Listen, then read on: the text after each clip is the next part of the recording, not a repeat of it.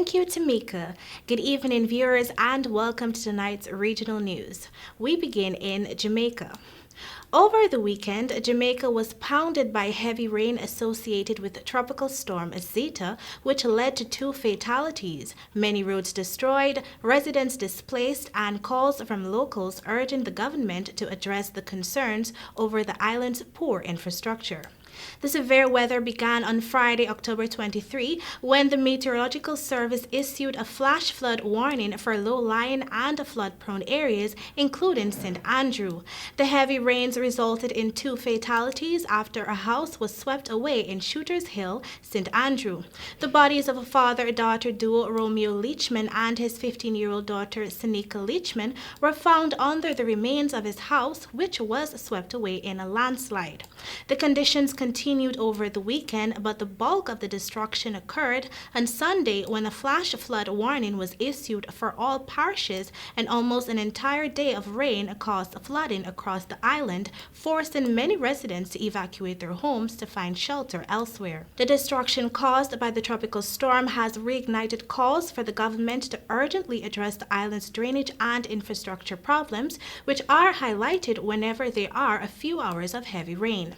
Many Jamaicans fear that if an even bigger storm or hurricane were to directly hit the island, as they have done to the Bahamas, Puerto Rico, Dominica, and other Caribbean islands over the last few years, Jamaica would be completely devastated. In Trinidad and Tobago's ability to repatriate nationals sheltering in place in foreign jurisdictions is highly dependent on the country's parallel healthcare system's capacity to house and quarantine them upon their return. This pronouncement was made by Dr. Miriam Abdul-Richards, Principal Medical Officer of the institutions, during her contribution at Monday's virtual COVID-19 update. Abdul-Richards, who addressed the interconnectivity between the parallel healthcare system and the repatriation process, said within the last 7 days, 240 Trinidadian nationals have been repatriated from Miami, New York, and Barbados, with a further 280 expected to be repatriated this week from the same jurisdiction. The repatriation process involves a 7-day quarantine in Trinidad Quarantine Center, followed by a 7-day quarantine at home. This process is ongoing given the percentage of persons seeking repatriation that have tested positive over the last week. I quote, "The critical factor in the repatriation process would really be dependent on the parallel healthcare system's ability to ensure that ill patients are able to be hospitalized in terms of suspected and positive cases," end of quote. She noted that approximately 10% of the repatriated nationals have tested positive for COVID-19. Abdul-Richard said that the capacity of the parallel healthcare system, which has proven to be very resilient and had an overall maximum occupancy of 70% when the first cases of local transmission were detected last June, and it is the deciding factor for the country's repatriation efforts. We tell you now that from October 31, Caribbean Airlines will be offering flights to Guyana from Barbados. The new route would comprise of 3 weekly flights between the Barbados Grantley Adams International Airport and Guyana's Eugene F. Correa International Airport, also known as the Ogle International Airport because of its location in Ogle, Georgetown.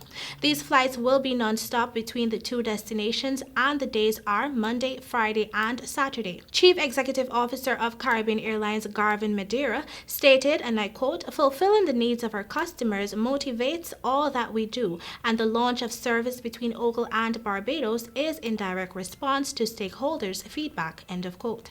The services to and from Ogle will complement the airline's current operations at Chedijagan International Airport, facilitating onward international connections to the United Kingdom and beyond, in addition to regional connections to include St. Vincent, Grenada, Dominica, St. Lucia, and other Caribbean airline destinations. Finally, according to reports, Benny Man was at his mother's funeral in St. Elizabeth, Jamaica over the weekend. During the service, the dancehall icon had to be rushed to the hospital after he collapsed. He was reportedly overwhelmed with emotion, and 4 men came to his assistance. Benny Man's mother, Lynette Sewell, suffered from a stroke in July. She was discharged from the hospital a few months later and passed away in September. In honor of his mother's death, Benny Man is building a Community Center in his hometown of Waterhouse. The center will also be for his late grandfather and will be named after both of them. And that is all for your regional news. Thank you for joining. Back to you, Tamika.